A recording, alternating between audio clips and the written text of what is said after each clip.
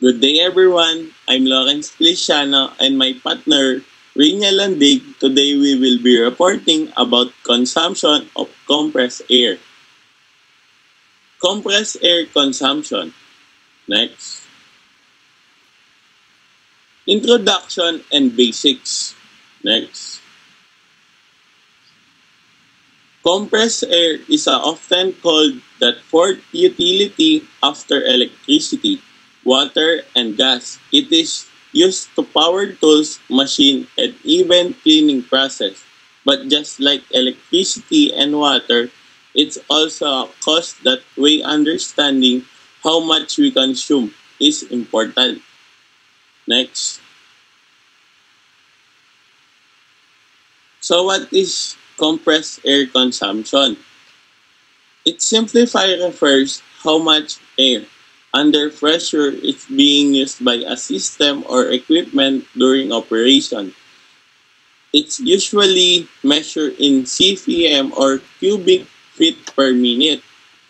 This topic is very important, especially in industry, factory, and even some small workshop. Next. Why it matters and how to measure. First, compressed air is expensive to produce. It takes a lot of energy to compress air. If there are leaks or unnecessary usage, the company will waste both air and money.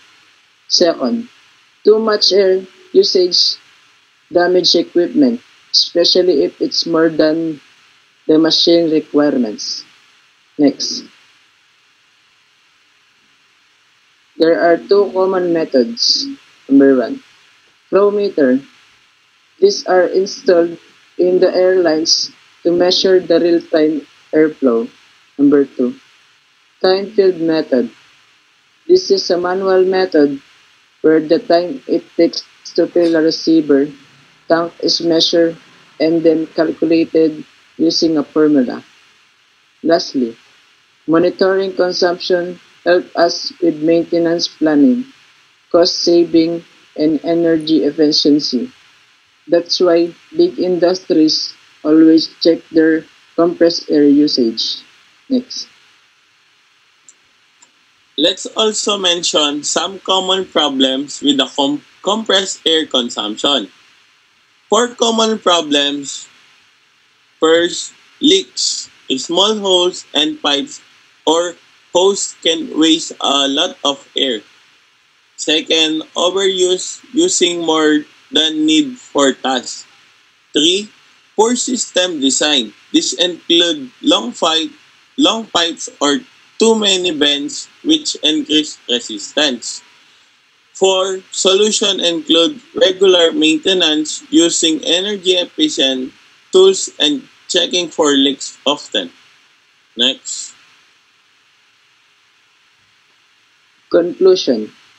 In conclusion, understanding compressed air consumption helps us save energy, money, and protect our machines. Whether we are using air tools, spray systems, or automate machines, we should always be aware of how much air is being used and avoiding wasting it. Next.